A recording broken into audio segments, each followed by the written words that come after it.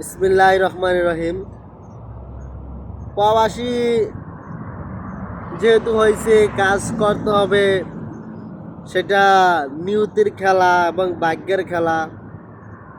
আর যেহেতু টাকার মিশিং, সেজন্য কোনো উৎসব, ঈদ, আনন্দ খুশি, এলোফ্রাই, হলিডে, বছরের প্রথম দিন, কোনো আনন্দের উৎসব আমাদের অন্তরে বা আমাদের মনে কাজ করে না।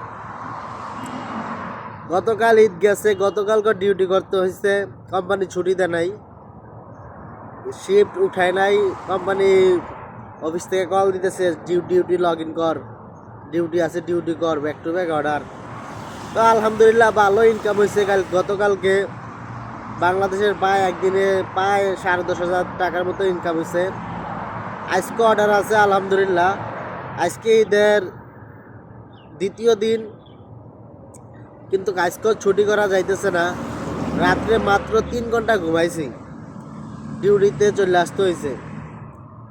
তো প্রবাসীদের এই যে এত আত্মত্যাগ, শরীরকে বিশ্রাম না দেওয়া,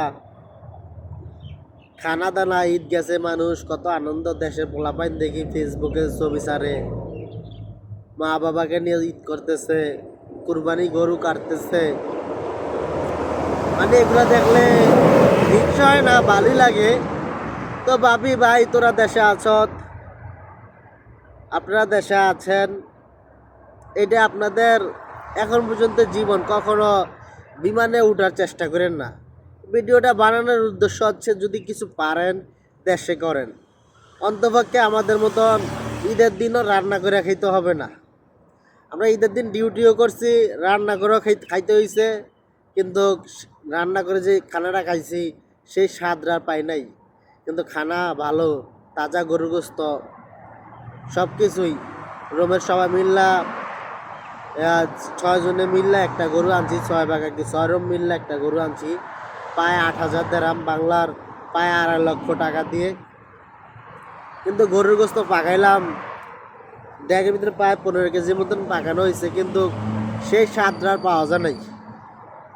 বাংলাদেশে মা যখন রান্না করতো গরুর গোস্ত, বা বাংলাদেশের গরুর গোস্ত রান্না করলে এই ঘর থেকে আরেক কয়েকটা ঘরকে যাওয়া যেত যে উমুকে ঘরে গরুর গোস্ত আজকে রান্না হচ্ছে। কিন্তু 15 কেজির মতন ড্যাগে রান্না করলাম গরুর গোস্ত, গ্যারান তো দূরের কথা, খাবার যে খাইছি হাতের থেকে গরুর গোস্ত গ্যারান আসে নাই। তো বাংলাদেশের স্বাদ আর প্রবাসীর খানার স্বাদ এক না। কিন্তু প্রবাসীরা ভালো খাবার খায়, কিন্তু তৃপ্তি মিটা খানা খেতে পারে না। তো ভাই বলবো, যারা মার কোলে এখনো আছো, বাবার কোলে এখনো আছো, অনেক সুখে আছো, শান্তিতে আছো, আর যদি পারো, যদি জীবনে কিছু করতে পারো, কিছু করতে চাও, তাহলে দেশে থাকো, দেশে কিছু করার চেষ্টা করো। আর দেশে কি করবা, কিছু করার নাই। দেশ যে দুর্নীতিবাজ দেশ, সেই দেশে শান্তিও নাই, কিছু বলার নাই। তবে এতটুকু বলবো, দেশের মতো শান্তি পৃথিবীর কোথাও নাই। মা বাবার কাছে থাকলে এটাই শান্তি, আর চেয়ে বড় কোনো শান্তি নাই। প্রকৃতির কাছে এটাই দোয়া করি, আল্লাহর কাছে এটাই দোয়া করি, যে যেখানে থাকুক, সকল প্রবাসীদের জন্য দোয়া, সবাই ভালো থাকুক, সবার সুস্থতা কামনা করি সব সময়।